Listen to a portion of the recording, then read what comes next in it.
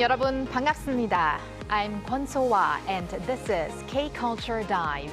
Join us in taking a deep dive into the heart of Korean culture, from K-entertainment to AI news, on-field reports, and an in-depth talk on the growing popularity of the National Museum of Korea with Professor David Tizard. And with that, let's dive in. Joining us on today's show is Bella Kim. Hello, Bella. Hi, Soa, and hello to our K-Culture Dive viewers. I'm Bella Kim, back again to co-host and fill you guys all in with some exciting K-entertainment stories focused on K-pop boy groups today. Okay, then let's kick off with K-Enter and the first boy group, which recently celebrated their first anniversary on August 18th, if I'm correct, and they're continuing to celebrate in a special way. Right, Soa. Cortis are celebrating their first anniversary with 2 new songs. The group released an extended version of their second mini album, Green Green Play Extended, on Monday. The extended album features 2 new tracks, Pack It Up and Money Money Money, which all 5 members took part in writing and composing. Cortis performed both songs for the very first time at their concerts in Seoul last weekend. According to their agency, Big Hit Music, the 2 tracks were originally considered to be included on Green Green, but were ultimately left off the album. They decided to release these songs after all because they felt the tracks best represent who Cortis are today, while also showcasing the group's distinct musical tastes and ambitions. Following their Seoul concerts, Cortis will continue their tour in Japan next month. You know, considering what they have already achieved, it's really hard to believe that it's been just a year since their debut.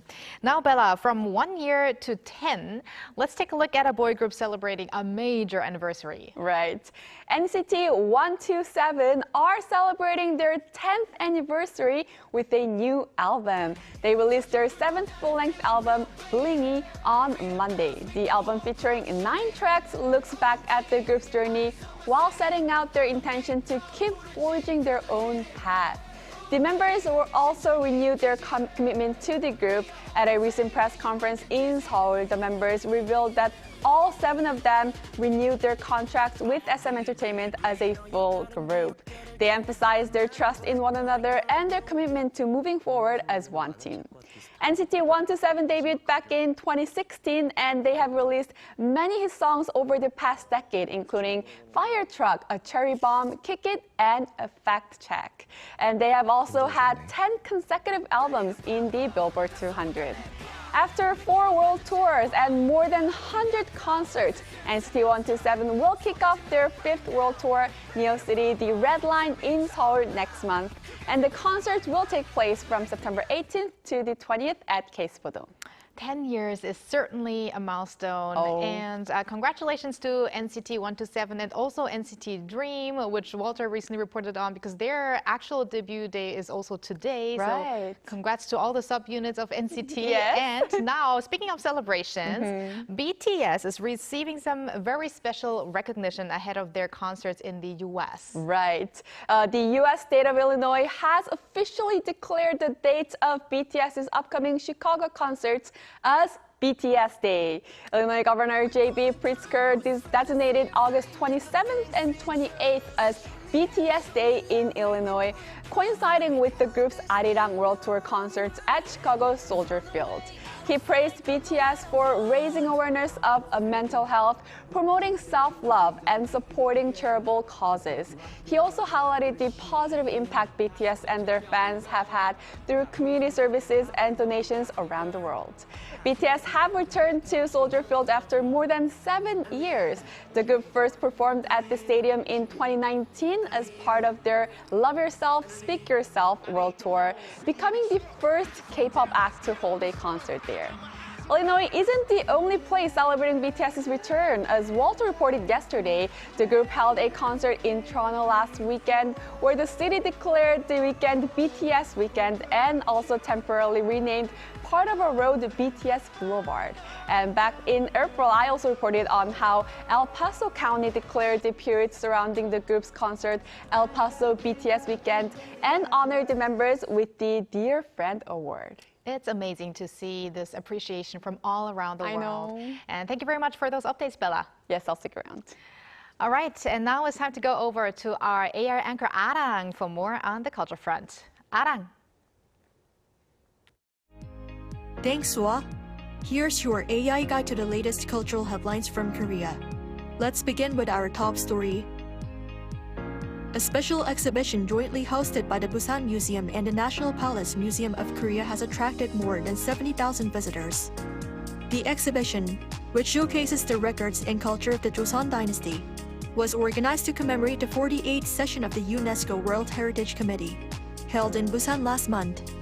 It highlights Joseon's meticulous tradition of documenting state affairs, royal culture, and the kingdom's exchanges with the outside world. The exhibition features over 190 artifacts, including the annals of the Joseon dynasty, bigger royal protocols, and white porcelain moon jars. It runs through this Sunday, and admission is free. The Korea Heritage Service will begin field testing AI patrol robots to strengthen safety management at royal palaces and Joseon-era royal tombs. The robots will autonomously patrol designated areas, using cameras and sensors to detect abnormalities and assist human security staff. Equipped with standard and thermal imaging cameras and AI-powered video analysis, they can detect fires, intruders, and visitors who may have collapsed in real time. Linked to a central control room, the robots can also provide guidance and issue warning broadcasts, helping improve on-site monitoring and emergency response. Interest in K-beauty among foreign visitors to Korea is growing not only stronger but also broader in scope. According to global travel platform Klook, traffic to its beauty category from international users in Korea rose 4 to 6% year-on-year from January 1st to August 15th. U.S. travelers accounted for the most bookings, followed by those from Japan, Hong Kong, and Taiwan. Popular experiences included personal color analysis and K-beauty makeup classes, as well as spas in Myeongdong. That's all from me. Turning now to a quick look at more K-culture stories making headlines today.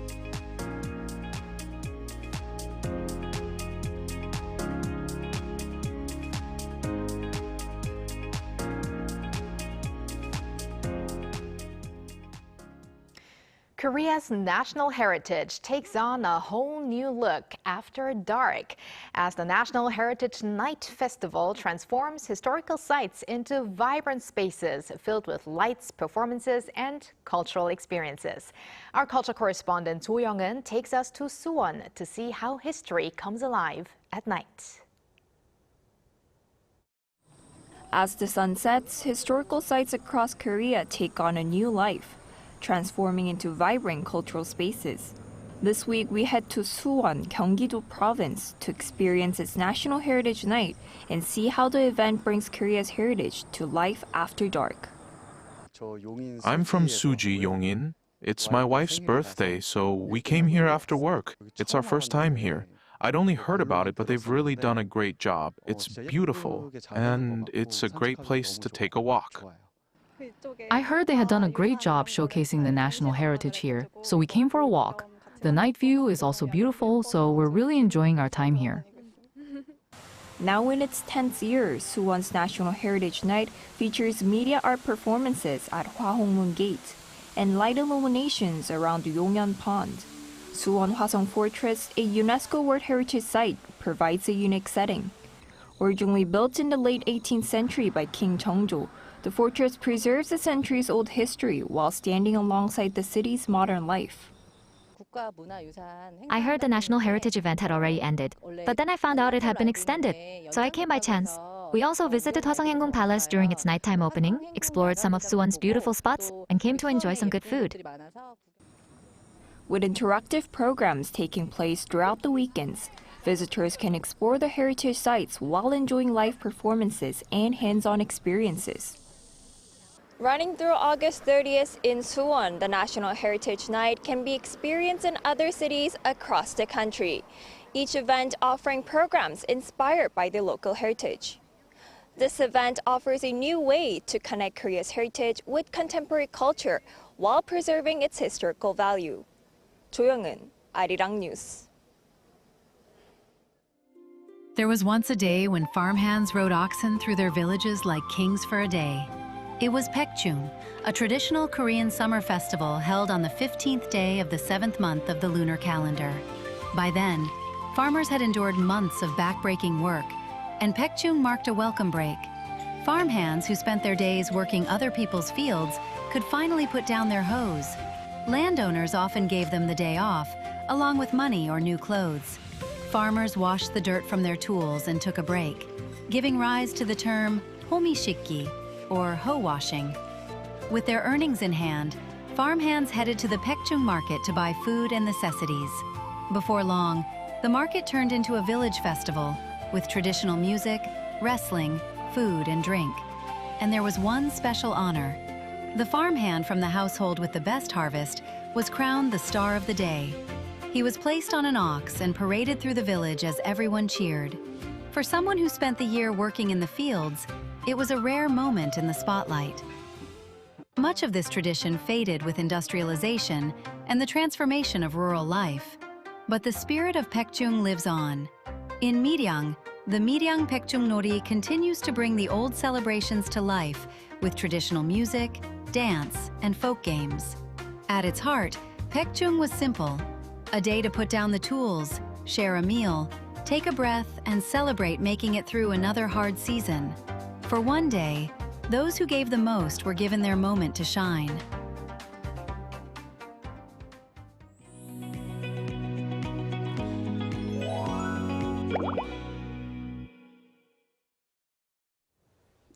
Located in the heart of Seoul's Yongsan-gu district, the National Museum of Korea is one of the country's leading cultural institutions, offering visitors a chance to explore Korea's history and cultural heritage all in one place. The museum has recently emerged as a new cultural hotspot, drawing increasing numbers of young people and international tourists. Last year, the museum ranked third in the world in terms of visitor numbers, following the Louvre and the Vatican museums. So today, we'll discuss what's behind the museum's growing popularity with David Tizard, Professor of Korean Studies at Seoul Women's University and Hanyang University. We are now connected with him. Hello, Professor Tizard. Hi, Professor. Good afternoon. It's wonderful to see you both. Sorry I can't be in the studio with you today, but happy and excited to talk about the museums. We are very happy to talk to you over the line, Professor Tizard, online. So let's talk about the National Museum of Korea, which has recently become a must-visit destination for people from all around the world. So why do you think has this attention grown in the past few years, and what are the unique attractions there? Yeah, this is such good news for the country, and the statistics are amazing, aren't they? So you just said there that behind the Louvre and the Vatican, the National Museum of Korea, number 3 in the world for visitors. It's really quite incredible, and it shows how, beyond Cortis and NCT, that Korea's museums and its heritage are also achieving success not only internationally but domestically. Now, why is it so popular? There's obviously a lot of moving parts, and Hallyu is one of them. Overall, I think one of the most important things is that Korea is now proud of its history. It's not something to be ashamed of or a dark past, but it's able to look back with such confidence. That's really important.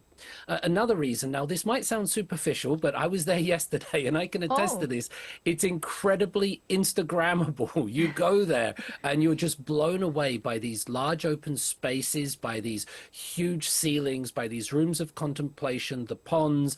And so it works as a really modern experience as you encounter and go through the past. And another thing might also be the contents. There are things in this museum that you might have heard about online, or that you might have watched some dramas, you might have read some books, but here you can see them, you can be really close to them. Some of them, they've even made replicas, and you can touch them, you can walk around them. So I think it gives people this kind of tangible experience, and this idea that they can see things with their own eyes. And, you know, in a world of AI images and all of this kind of thing, I think that is a really important thing. Another thing I would add to this is that with this interest in Korea, this is for the international people coming over. They want to know the country more deeply. They want to know something about the country beyond what everybody else knows. I think anybody around the world now can recite Parasite and BTS and Squid Game, but it needs to be deeper than that. And so these people, they're flocking to these museums. And personally, I think it's wonderful to see that we're talking about museums being popular in 2026. What a cool thing. Oh, definitely. So, Professor, you did mention that you were just there yesterday. So, aside from, a great place to take pictures and put it on SNS, is there a particular artifact that has stayed with you or something that you would recommend to international visitors? Yeah, one of the big ones is this gilt bronze incense burner from Baekjung, which was in the southwest of the country. And they have this model of it that you can go up and touch, and it's so intricately designed. It's fantastic. I can see you now putting footage of me by the lake. That's one of the best places, I think. And if you go by car, you'll completely miss it. Because I was speaking to people about this. And when you go by car, you go into the car park, go up, and you completely miss that lake and pagoda. And it's beautiful. You can see when I was there was hardly anyone there. And that gives you this idea of the Yobek, the beauty of nothingness. There's the gilt bronze incense burner that I was telling you about. And this also gives us these elements of Buddhist and Taoist designs. It's really hard to find something like that anywhere else in the world. Perhaps one of my favorite things, and I'm sure many people will know about it, the Room of Quiet Meditation. Through this bright lit museum, you walk into this dark room with two Buddhist statues there in contemplation, and you're meant to be quiet. Of course, people get out their phones, but you're meant to just do nothing. You're meant to be there, and they encourage that, to let your thoughts wander and leave no mental footprints. That's really a unique experience, and whoever designed that for the museum, well, they should get some awards because it's really fantastic. Wow, Professor Tizard, I must have to say it was very enjoyable just watching your lively footage there at the museum. And just a quick question, though, like percentage-wise, how many foreigners were there, compared to locals, Koreans? Yeah, I understand the question. It's hard to word it right, isn't it? But there were quite a lot of foreigners because I was there on a weekday around lunchtime.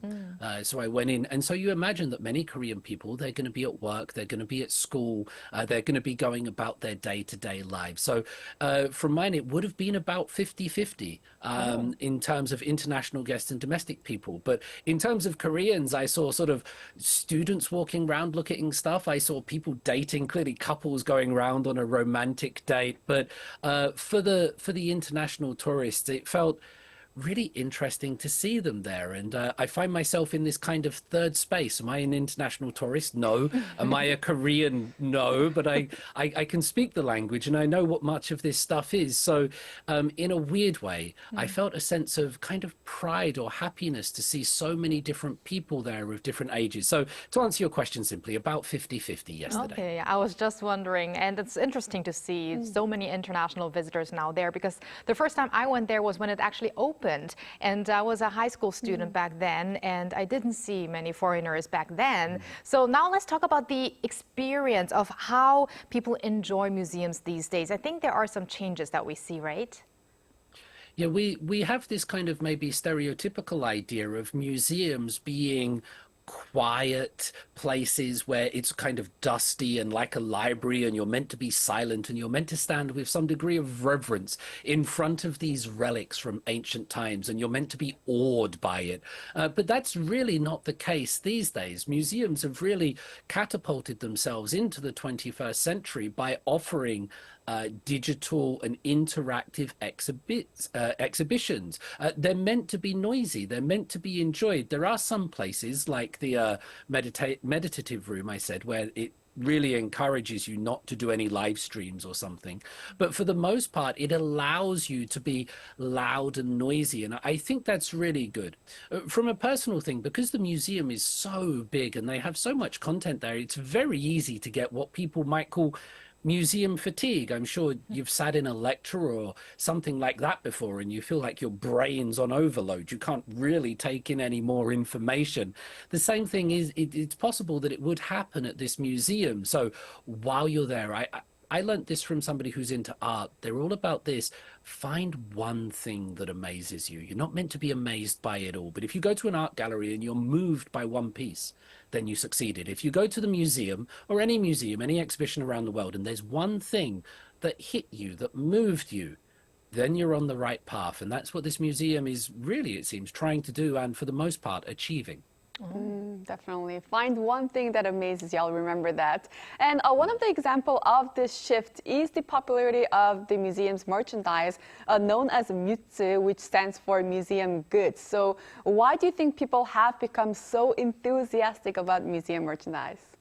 Well, if modern society, Bella, has taught us anything, it's that we can commodify and put a price tag on anything, from ancient relics to religions to spirituality, even to silence. But these gift shops and these museums, they're a really big thing. I was there yesterday with my wife. She's my personal driver at the moment as I suffer with my hand. But as soon as she saw the Blackpink collection, her eyes lit up. She's not really a big fan of Blackpink, I don't think, but she went, I want that one, I want that one, I want that one. She was moved by it. You also have the Buddhist statues that I think they appeared in one of RM's studio things, and since then they got really popular as well. People want something to take home. They want something to remember it by. They want to put a little piece of Korea in their own house. So especially, you know, international visitors, wherever they might be going back to around the world, they can put a replica, they can put an object, and whenever visitors or people come and see it, they'll say, wow, where's that? What's that? And it opens up this conversation. This, I think, is really Korea's soft power in a way, because we see stuff online, we see digital media, but when you see an object in someone's house and they tell you a story about it, it completely changes your perception and conception of Korea. So it might seem like, you know, capitalism gone crazy, but I think it plays a very important role in terms of soft power, and they look good, and my wife will testify to that. Well, I would love to have one of those soju glasses that we just saw. I think they turn into a different color when you pour soju in there. But Professor Desert, another recent trend is the costume play at the National Museum of Korea, where people reinterpret cultural heritage through costumes, of course, makeup and performances. So have you seen this by any chance, and what do you make of this trend?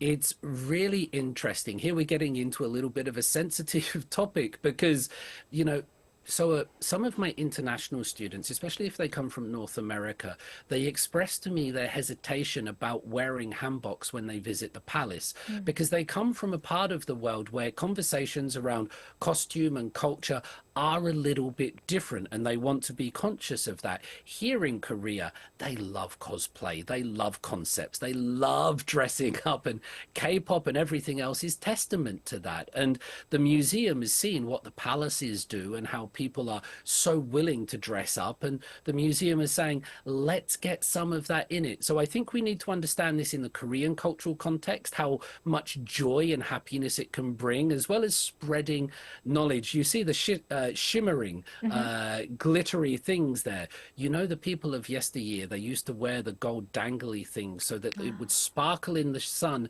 and shine in people's eyes and make it appear as if they were gods or people from the heavens, and you couldn't quite look at them properly. So the dressing up is very comfortable in Korean. High school students do it, K-pop artists do it, and yes, even the museums do it. Definitely. Maybe next time I visit the museum, I'll dress up as one of the ones that we've seen. You already kind of matched them. I feel like I matched it. The gold with the gold going on.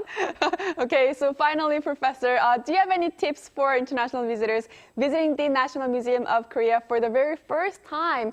And the museum itself is located in Yongsan. So are there any nearby attractions that you would like to recommend exploring along with the museum? What a wonderful question, Bella. Thank you. And I look forward to your costume. Perhaps I'll do mine as the Buddha. I could probably get away with that with my belly. My recommendations would be, don't do the War Museum on the same day, because it's really close. It's right next door. But quite frankly, it's too much, I think. You'll be overloaded. A place that many people might not know about is behind Samgakji Station. There's an area there that's become this really cool place for dating and for cafes and for music and restaurants. It's really, really cool, really, really hip. So if you're in that Yongsan area and you've done the museum, find Samgakji Station, go to the little alleys behind it, and you'll enter into this world of about 3 or 4 parallel roads with some of the coolest restaurants the city has to offer. I'm a bit loath to reveal this secret because I like going there with my friends and hanging out, and I hope it doesn't get too busy. But for now, behind Samgakji Station and not the War Memorial, and that's a proper Korean experience, I think. I think you're talking about the Yongmi-Dankil, how they also call that area. Okay, let's not reveal too much. But thank you very much, Professor Tizard, for your insights as always and your recommendations. And this really was a fun museum experience. Thank you very much. Thank you. Thank you, guys. And also fast recovery. Yes. And thank you, Bella, as always. So we're going to have you back here pretty soon. Yes, I'll see you soon. Thanks for watching and your interest in everything K-culture. Please tune in again tomorrow, 2 p.m. Korea time. Keep diving.